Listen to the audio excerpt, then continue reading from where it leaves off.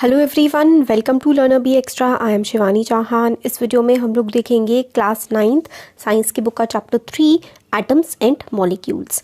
तो देखिए एटम्स क्या होते हैं और एटम से मिलकर के ही मॉलिक्यूल्स बनते हैं। सब कुछ हम इसमें अच्छे से देखेंगे।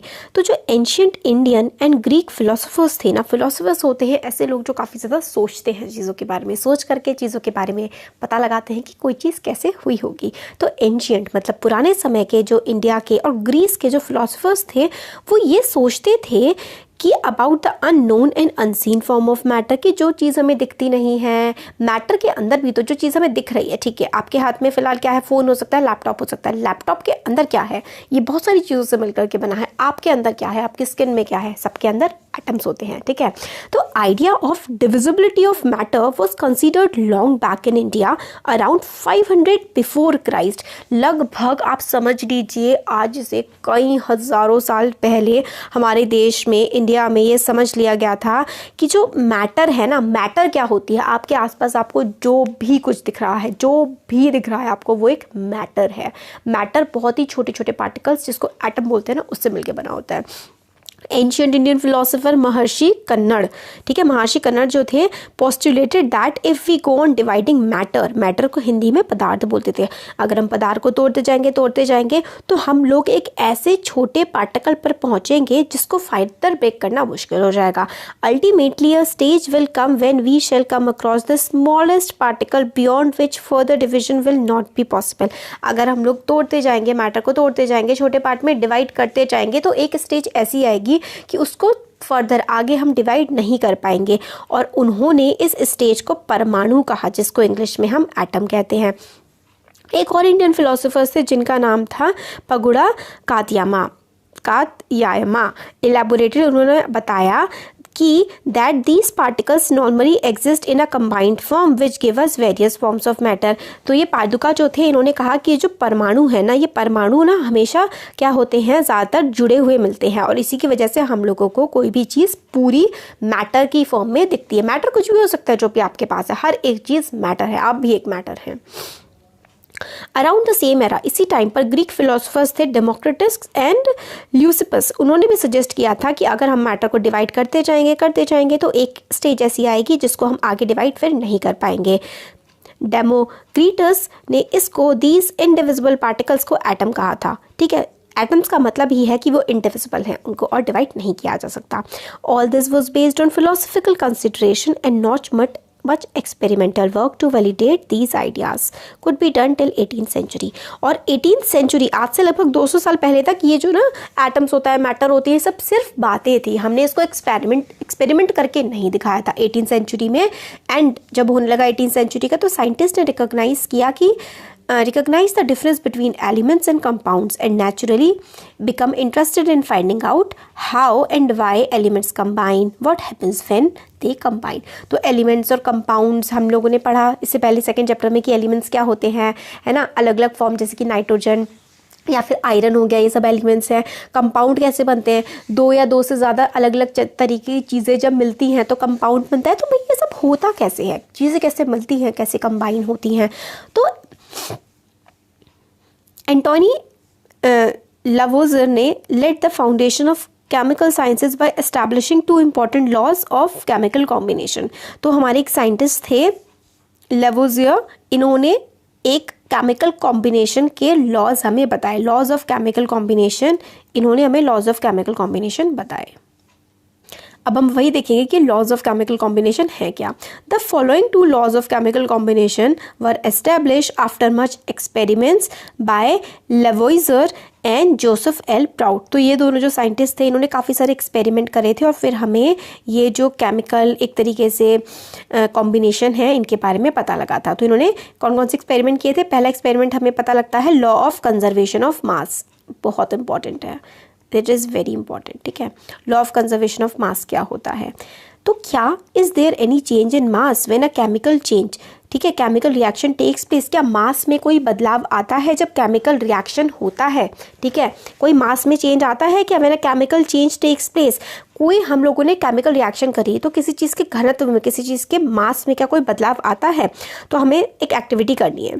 Take one of the following set X take one of the following sets S and Y of chemicals. ठीक है, एक हमें ये वाले केमिकल्स लेने हैं और एक हमें ये वाले केमिकल्स लेने हैं। ठीक है, तो एक्स में क्या आता है, कॉपर सल्फेट है, बेरियम क्लोराइड है और लेड नाइट्रेट है।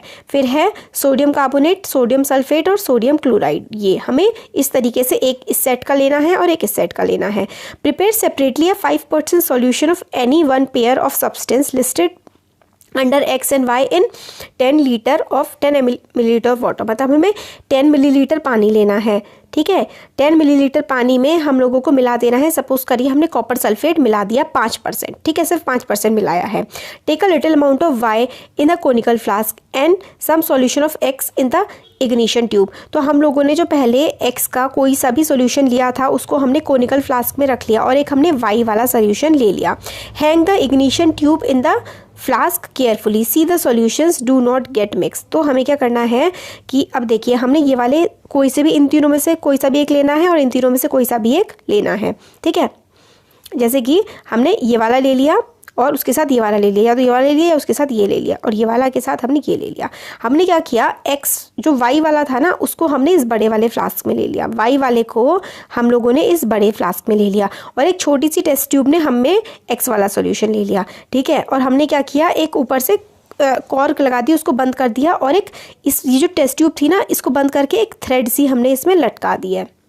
ठीक है, ignition tube containing solution S x dipped in a conical flask, फिर हमने उसको डुबो दिया। हमने क्या किया है, एक सॉल्यूशन वाई वाला था तो हमने इसमें बड़ी सी बीकर में ले लिया है, और छोटे से जो फ्लास्क है ना इसमें हमने वाई वाला सॉल्यूशन डाल करके उसको इस तरह से लटका दिया है। Way the flask with this component carefully, फिर हम उसको मेजर करना है कि कितना उसका वेट है।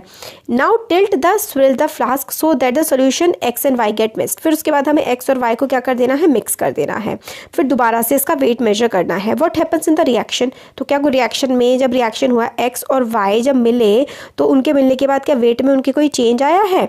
Why we put a cork, और हम लोगों ने जो ऊपर ये ढक्कन सा लगाया था इसको बंद करने के लिए, ये ढक्कन हमने क्यों लगाया था, है ना। और क्या मास्क जो है फ्लास्क का उसमें कोई चेंज आया है, तो यही चीज़ हमें देखनी है। तो law of conservation of mass states that mass can neither be created nor destroyed in a chemical reaction. तो देखिए जब हम लोगों ने दो अलग अलग केमिकल्स को मिक्स कर दिया है ना, हमने इसको मिक्सिंग करी है ना जब, तो इसके मास में कोई भी बदलाव नहीं आया है। मिक्स होने से पहले और मिक्स होने के बाद इन दोनों का जो भार था, इन दोनों का जो वेट या इन दोनों का जो मास था ना वो बिल्कुल सेम था। और कॉर्क इसलिए लगाया है हमने ताकि एटमॉस्फेयर से रिएक्शन ना करे, मतलब हवा से पानी से इससे इनका कोई रिएक्शन ना हो, इसलिए हमने कॉर्क लगाया है। और ये जो फर्स्ट लॉ है ना हमारा, first law of conservation of मास जो है, पहला लॉ ऑफ केमिकल कॉम्बिनेशन है लॉ ऑफ कंजर्वेशन ऑफ मास। ठीक है, law of conservation of mass क्या कहता है, ये कहता है law of conservation of mass states that mass can neither be created nor destroyed in a chemical reaction. तो किसी केमिकल रिएक्शन जब हो रही होती है ना तो mass can neither be created, mass ना ही क्रिएट होता है और ना ही डिस्ट्रॉय होता है किसी केमिकल रिएक्शन में। तो mass can neither created not be destroyed in a chemical reaction. तो मास ना ही हम बना सकते हैं और ना ही मास को हम डिस्ट्रॉय कर सकते हैं जब हम कोई केमिकल रिएक्शन कर रहे होते हैं। दूसरा लॉ है लॉ ऑफ कांस्टेंट प्रपोर्शन। तो मास ऑफ कि मतलब मास बदलता नहीं है केमिकल रिएक्शन से पहले या उसके बाद, ये था एक तो, और एक है लॉ ऑफ कांस्टेंट प्रपोर्शन। ये क्या कहता है, लेवोइजियर अलॉन्ग विद लेवोइजियर और उसके अलावा बाकी कुछ और साइंटिस्ट ने ये नोट किया that many compounds were composed of 2 और more elements and each such compound had the same elements in the same proportion irrespective of where the compound came from और हु प्रिपेयर्ड इट। इसका ये मतलब है कि एक जो कंपाउंड होता है, हम लोगों ने पिछले चैप्टर में सेकेंड चैप्टर जो था उसमें हमने देखा था कि कंपाउंड जो है एक से एक मतलब 2 या 2 से ज़्यादा चीज़ों से मिलकर के बना होता है।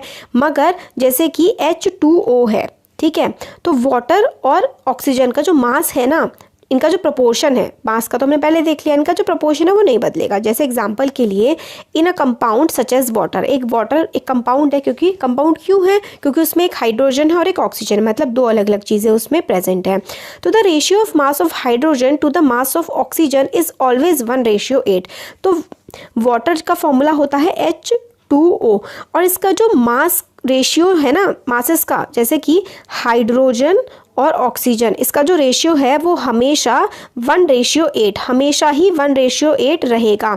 What ever the source of water, water आप कहीं से भी ले लो, मगर हाइड्रोजन और ऑक्सीजन का जो रेशियो है ना वो हमेशा यही रहेगा इनके मासेस का। 10 if 9 gram of water is decompose, अगर हम 9 ग्राम वाटर को डिकम्पोज करें 1 ग्राम ऑफ हाइड्रोजन के साथ and 8 gram of oxygen are always obtained. ठीक है, अगर हम 9 ग्राम वाटर को डिकम्पोज करें ना, 9 ग्राम वाटर को हम तोड़ें तो 1 ग्राम तो हमें हाइड्रोजन मिलेगा और 8 ग्राम हमेशा हमें ऑक्सीजन मिलेगी। तो हमेशा हमारा प्रपोर्शन कैसा होगा वाटर का, 1:8 प्रपोर्शन में हमेशा हमें वाटर मिलेगा। Similarly, in ammonia, nitrogen and hydrogen are always present in the ratio 14:3. तो अमोनिया जो होता है जिसका फॉर्मूला NH3 होता है, तो नाइट्रोजन हमेशा किस रेशियो में रहता है, ये 14:3 में हमेशा ये रहता है। तो इससे हमें समझ में आता है this led to the law of constant proportion which is also known as the law of definite proportion.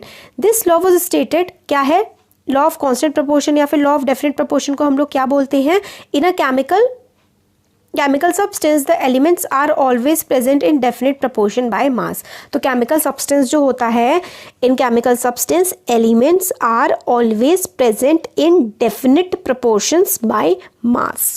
मतलब ये है कि हाइड्रोजन और ऑक्सीजन था, तो हाइड्रोजन हमेशा इसमें, हाइड्रोजन का मास 1 रहेगा और ऑक्सीजन का मास हमेशा इसका 8 ही रहेगा। हाइड्रोजन का मास हमेशा 1 ग्राम, ऑक्सीजन का मास हमेशा 1 ग्राम H2O में कभी भी नहीं बदलेगा। In a chemical substance the elements are always present in definite proportion by mass. इनका जो मास है ना वो हमेशा डेफिनेट ही रहेगा। हमने अमोनिया का एग्जाम्पल लिया और हमने वाटर का एग्जाम्पल लेके समझा। नेक्स्ट प्रॉब्लम जो कि साइंटिस्ट ने फेस करी थी वो ये थी कि हम लोग किस तरीके से अप्रोप्रिएट एक्सप्लेनेशन प्रोवाइड करें इन लॉस के बारे में। हमने 2 लॉस तो बना दिए कि मतलब कि प्रपोर्शन सेम रहेगा, लॉ ऑफ कांस्टेंट प्रपोर्शन, और क्या था ये वाला हमारा लॉ ऑफ कंजर्वेशन ऑफ मास और लॉ ऑफ कांस्टेंट प्रपोर्शन हमने दे तो दिया। अब हम इसको एक्सप्लेन कैसे करें। तो ब्रिटिश केमिस्ट थे जॉन डेल्टन, उन्होंने एक थ्योरी बताई कि जो नेचर है उसका, मतलब जो मैटर है ना उसका नेचर कैसा होगा। Dalton picked up idea of divisibility of matter. Dalton ने पिक किया आइडिया कि जो मैटर है ना, मैटर किस तरीके से डिवाइड होती है, इसके डिविजिबिलिटी के आइडिया को इसने पिकअप किया, which was still then just a philosophy, जो तब तक सिर्फ फिलोसफी थी। He took the name atoms, उसने एक एटम नाम लिया as given by the Greeks and said that smallest particles of matter are atom. जो मैटर होता है ना, मैटर, ठीक है, मैटर का जो सबसे छोटा पार्टिकल होता है, मैटर के सबसे छोटे पार्टिकल को हम लोग क्या बोलते हैं, सबसे छोटे पार्टिकल को मैटर के हम लोग एटम बोलते हैं। His theory was based on laws of chemical combination। उसकी जो थ्योरी थी ना, डाल्टन की थ्योरी बेस्ड थी किस पे, लॉ ऑफ केमिकल कॉम्बिनेशन पे। Dalton atomic theory provided an explanation, Dalton की जो एटॉमिक थ्योरी थी वो एक एक्सप्लेनेशन प्रोवाइड करती है for the law of conservation of mass and definite proportion. तो ये जो डाल्टन की थ्योरी है ना, ये हमें लॉ ऑफ डेफिनेट प्रपोर्शन और कॉम्बिनेशन ऑफ मासेस के बारे में पूरा बताती है। तो डाल्टन की थ्योरी ने इसको आगे प्रूव किया, लॉ ऑफ कांस्टेंट प्रपोर्शन और कॉम्बिनेशन ऑफ मासेस जो होते हैं वो किस तरीके से काम करते हैं। अब यहाँ से बहुत ही इंपॉर्टेंट चीज शुरू हो जाती है, ये बहुत इंपॉर्टेंट है भाई। According to Dalton atomic theory, अब एटॉमिक थ्योरी किसने दी थी, डाल्टन ने दी थी। अब डाल्टन के एटॉमिक थ्योरी के अकॉर्डिंग होता क्या है, सारी की सारी जो मैटर होती है, वेदर एन एलिमेंट, कंपाउंड और a mixture, is composed of small particles called atom. अब देखिए, चाहे वो कुछ भी हो, चाहे वो कोई एक मैटर हो, चाहे वो कोई एलिमेंट हो, चाहे तो कोई वो मिक्सचर हो, वो किससे बना हुआ होता है, छोटे छोटे पार्टिकल से बना होता है जिसको हम एटम कहते हैं। तो मैटर जो है, सारी की सारी मैटर, चाहे वो एलिमेंट हो, कंपाउंड हो या मिक्सचर हो, वो किससे मिलकर के बनी होती है, छोटे छोटे एटम से मिलकर के बनी होती है। Postulates of this theory may be stated as follows. तो इस थ्योरी के पोस्टुलेट्स हमें क्या क्या बताते हैं, all matter is made of tiny particles called atom. सारी की सारी जो मैटर है ना वो छोटे छोटे पार्टिकल से मिलकर के बनी हुई है जिसको हम लोग एटम कहते हैं। When which participate in chemical reaction, all matter is made up of tiny particles। सारा का सारा जो मैटर है वो छोटे छोटे पार्टिकल से मिलकर के बना हुआ होता है और वो छोटे छोटे पार्टिकल्स को हम लोग एटम कहते हैं। Atoms are indivisible particles, atoms जो हैं उनको हम लोग डिवाइड नहीं कर सकते, which can not be created और destroyed in a chemical reaction. Atoms are indivisible, atoms को हम डिवाइड नहीं कर सकते और एटम्स जो है ना ही क्रिएट हो सकते हैं और ना ही डिस्ट्रॉय हो सकते हैं केमिकल रिएक्शन में। Atoms of given element are identical in mass and chemical properties.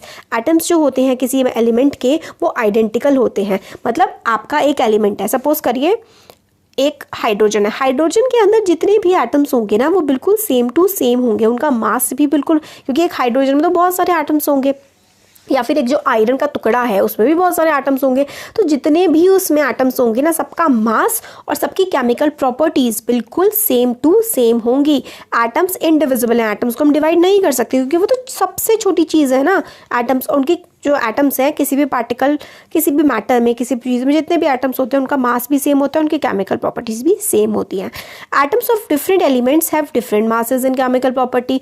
अब एक आयरन हो गया और एक वुड हो गया, इनके जो एटम्स होंगे उनकी केमिकल प्रॉपर्टीज भी अलग होंगी और इनके मासेस भी अलग होंगे। Atom combine in ratio of small whole numbers to form compounds, मतलब कंबाइन स्मॉल, ये सिंपल है, जैसे कि H2O है तो H2O में H का मास 1 होता है और ऑक्सीजन का मास 8 होता है, तो ये होल नंबर्स ही तो है, होल नंबर 0 से आगे बढ़ते जाओ सब कुछ होल नंबर है ना, तो ये होल नंबर के प्रोपोर्शंस में कंबाइन करते हैं। Relative number and kinds of atoms are constant in a given compound. Relative number, number कितना होगा, कितने टाइप के एटम्स होंगे, ये बिल्कुल कांस्टेंट होता है किसी भी कंपाउंड में, मतलब कोई भी कंपाउंड है H2O हमें पता होगा कि इसमें रिलेटिव नंबर क्या होगा एटम्स का, ठीक है, ये वाली चीज़ हमारी हो गई। अब हम लोग देखते हैं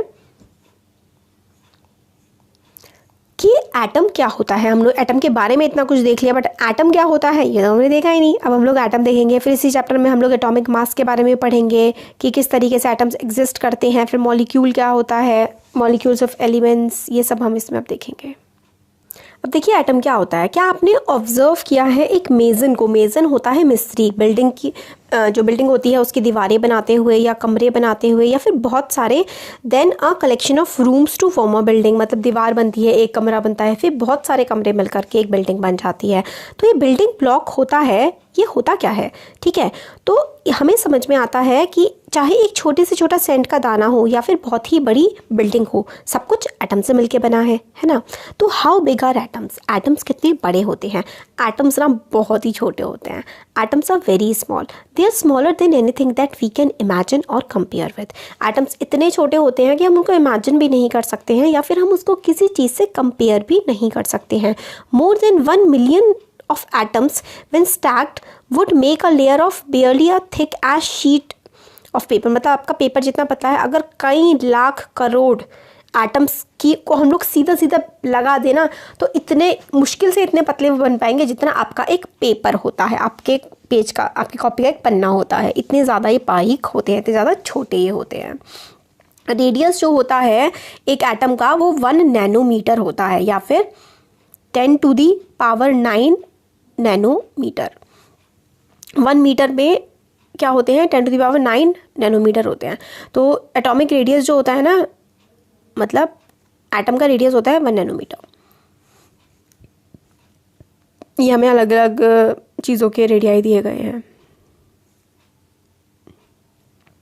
अब आता है what are the modern day symbols of atoms of different elements. अलग अलग एटम्स के जो एलिमेंट्स होते हैं, मतलब बहुत सारे एलिमेंट्स होते हैं जैसे हाइड्रोजन, नाइट्रोजन, ऑक्सीजन, है ना, इनके सिंबल्स क्या क्या हैं। डाल्टन पहले साइंटिस्ट थे जिन्होंने सिंबल्स को इस्तेमाल किया था हर चीज़ को डिनोट करने के लिए। When he used a symbol for an element he also meant a definite quantity of that element. तो मतलब उन्होंने जब सिंबल यूज़ किया था ना तो उन्होंने एक क्वांटिटी भी डिफाइन कर दी थी। That is 1 atom of that element, कि मतलब ऐसे करके बनाया है तो इसका मतलब है ये एक एटम है हाइड्रोजन का, है ना, ऐसे करके कि एक एटम है ये एक, और ये हो गया तो 2, ऐसे हो गए तो 3, ऐसे हो गए तो 4, इस तरीके से कि एक एटम हाइड्रोजन का ये सिंबल है। तो उन्होंने अलग अलग सिंबल्स के हिसाब से चीज़ें बनाई। कार्बन का उन्होंने ऐसा सिंबल बनाया, ऑक्सीजन का ऐसा, अलग अलग उन्होंने सिंबल बनाए थे अलग अलग चीज़ों के लिए, ठीक है। अब जो है वो अलग तरीके के सिंबल यूज होते हैं। In the beginning the names of elements were derived from the names of the place where they were found for the first time. तो स्टार्टिंग में जो एलिमेंट्स जहाँ पर जिस जगह पर सबसे पहले मिलता था और वही उस एटम को नाम उसका दे दिया जाता था। For example the name of copper was taken from Cyprus. तो जो कॉपर है ना, कॉपर का नाम हमें साइप्रस से मिलता है। Some names were taken from specific colours. काफ़ी सारे नाम जो है हमें काफ़ी अलग अलग रंगों से, कलर से मिलते हैं। एग्जाम्पल के लिए gold was taken from from English word meaning yellow. Gold कहाँ से लिया गया है, तो इंग्लिश वर्ड है येलो उसके नाम से, ठीक है, Ag types. Now days IUPAC, आजकल हम लोग कहाँ से लेते हैं एलिमेंट्स के नाम, international union of pure and applied chemistry, IUPAC से हमारी चीज़ों के नाम डिराइव होते हैं। ये एक इंटरनेशनल साइंटिफिक ऑर्गेनाइजेशन है जो अप्रूव करती है नाम एलिमेंट्स के, उनके सिंबल और उनकी यूनिट क्या होगी। Many of the symbols are the first 1 और 2 letters of the elements name in English. ज़्यादातर जो सिंबल है हम लोगों को उसी से मिल जाते हैं कि जैसे फॉस्फोरस है, या जैसे कि हाइड्रोजन है, हाइड्रोजन का H सिंबल हो गया, एल्यूमिनियम का AL हो गया, नॉट AL, स्मॉल में AL, ठीक है, और कोबाल्ट का CO हो गया, छोटा, बड़ा C और छोटा, ठीक है, ऐसे करके। तो हम लोग स्टार्टिंग वाला तो कैपिटल में लेते हैं, उसके बाद स्मॉल में हम लोग ले लेते हैं। ये IUPAC ने डिफाइन किया है ताकि हम लोग इजीली, हाइड्रोजन हमें बार बार